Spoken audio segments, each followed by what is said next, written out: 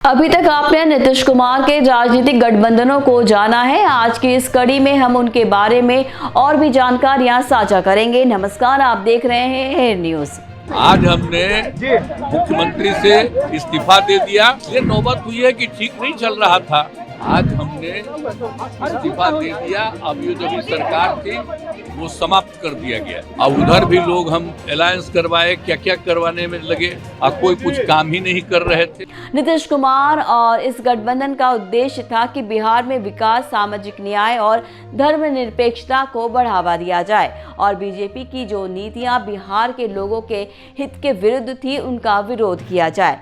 लेकिन इस गठबंधन में शुरू से ही कुछ अंतरंग विवाद रहे जो धीरे धीरे बाहर आने लगे। जैसे नीतीश कुमार और लालू प्रसाद यादव के बीच व्यक्तिगत और राजनीतिक मतभेद जो कई मुद्दों पर जाहिर हुए, जैसे कि नोटबंदी, राष्ट्रपति चुनाव, गोरक्षा, दारूबंदी, आरक्षण, लालू प्रसाद यादव के परिवार के सदस्यों के खिलाफ भ्रष्टाचार के आरोप, जिसमें तेजस्वी यादव और तेज प्रताप यादव भी शामिल थे। इन आरोपों के चलते सीबीआई और आयकर विभाग ने उनके घरों और दफ्तरों पर छापेमारी की और उन्हें अदालत में पेश करने का आदेश दिया, जिसकी वजह से नीतीश कुमार ने अपनी पार्टी के नेताओं और कार्यकर्ताओं को राजद के साथ साझा मंच पर नहीं जाने का निर्देश दिया, जिससे उनके बीच की दूरी और बढ़ गई। साथ ही राजद के द्वारा अपने कार्यक्रमों और रैलियों में बीजेपी और मोदी के खिलाफ तीखी आलोचना करना, जिससे नीतीश कुमार को असहज महसूस हुआ, क्योंकि वो मोदी के प्रति अपनी पुरानी दुश्मनी को भूल चुके थे और उनके साथ कुछ मुद्दों पर सहमत भी थे। इसके अलावा राजद के द्वारा अपने नेताओं पर और कार्यकर्ताओं को नीतीश कुमार के नेतृत्व और नीतियों को चुनौती देने का आदेश, जिससे उनके बीच का विश्वासघात बढ़ गया।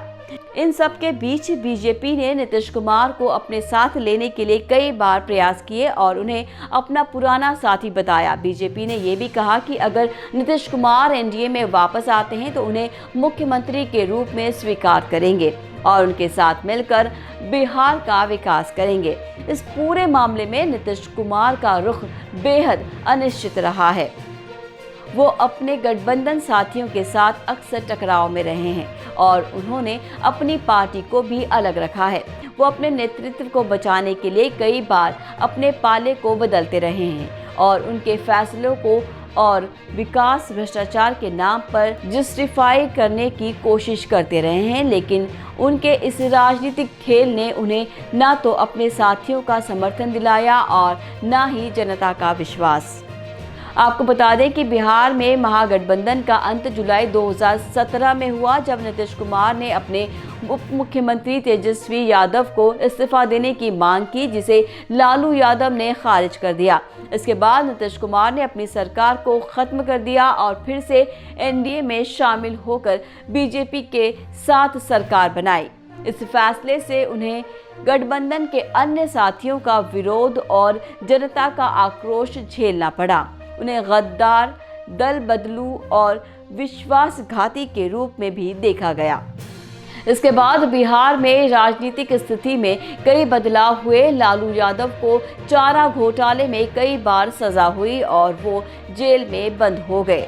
उनके बेटे तेजस्वी यादव ने आरजेडी का नेतृत्व संभाला और उन्होंने नीतीश कुमार के खिलाफ तेज विपक्ष की भूमिका निभाई और उन्होंने बीजेपी और एनडीए के खिलाफ भी जन आंदोलन चलाए और उनकी नीतियों की आलोचना की। उन्होंने कांग्रेस, राष्ट्रीय लोक समता पार्टी, विकासशील इंसाफ पार्टी, जनता दल और राष्ट्रीय जनता दल और अन्य छोटे बड़े दलों के साथ मिलकर गठबंधन बनाया, जिसका उद्देश्य था कि बीजेपी और एनडीए को बिहार में हराया जाए। इस दौरान नीतीश कुमार की सरकार में भी कई समस्याएं आई। उनके साथ ही बीजेपी ने उन्हें कई मुद्दों पर दबाव डाला, जैसे कि नागरिकता संशोधन कानून, राम मंदिर, आरक्षण, दारूबंदी आदि। उन्हें अपनी पार्टी के कुछ विधायकों और मंत्रियों को भी बदलना पड़ा जो उनके खिलाफ बोल रहे थे। उन्हें अपने विकास के नारे को भी बदलना पड़ा जो जनता को प्रभावित नहीं कर रहा था। उन्हें अपने पूर्व साथियों के आरोपों का भी जवाब देना पड़ा, जो उन्हें विश्वासघाती और दल बदलू कह रहे थे। इस प्रकार बिहार में महागठबंधन का इतिहास का एक रोचक और रोमांचक राजनीतिक कहानी है, जिसमें नीतीश कुमार का मुख्य किरदार है, जो अपने राजनीतिक जीवन को बचाने के लिए कभी भी गठबंधन बदलने को तैयार रहे हैं और उन्होंने अपने विचारों और सिद्धांतों को भी लचीला बनाया है। उन्होंने अपने विरोधियों को भी अपने साथ लाने की कोशिश की है, लेकिन उन्हें उनका साथ नहीं मिला। उन्होंने अपने अनुभव और लोकप्रियता का भी फायदा उठाया है, लेकिन उन्हें जनता का भरोसा बनाए रखने में असफलताएं हुई हैं। बिहार में महागठबंधन का भविष्य अभी भी अनिश्चित है, क्योंकि उसमें शामिल दलों के बीच अंतर मत और घर्षण बरकरार है। नीतीश कुमार को अपने गठबंधन साथियों के साथ समन्वय बनाने में कठिनाई हो रही है और वो अपने नेतृत्व को भी खो रहे हैं। उनके विपक्ष में तेजस्वी यादव ने अपनी ताकत बढ़ाई है और वो उन्हें चुनौती दे रहे हैं। बीजेपी और एनडीए का भी दबाव बढ़ा है और वो उन्हें अपनी शर्तों पर लाने की कोशिश कर रहे हैं।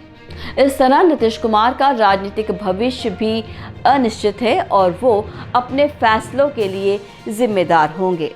वो अपने राजनीतिक खेल को जारी रख सकते हैं या अपने गठबंधन को मजबूत बनाने के लिए कुछ नए कदम उठा सकते हैं।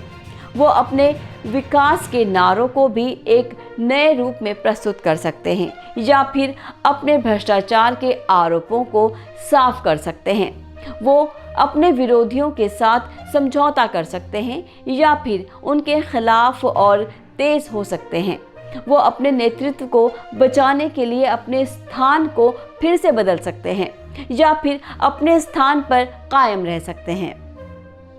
बिहार में महागठबंधन का इतिहास एक रोचक और रोमांचक राजनीतिक कहानी है, जिसमें नीतीश कुमार का मुख्य किरदार है। वो अपने राजनीतिक जीवन का अंतिम अध्याय लिखने के लिए तैयार हैं या फिर अपनी कहानी को एक नया मोड़ देने के लिए। नमस्कार, आप देख रहे थे एयर न्यूज़। ऐसी और अपडेट्स के लिए जुड़े रहिए हमारे साथ। फिर मिलेंगे आपसे अगले वीडियो में। दीजिए विदा। नमस्कार।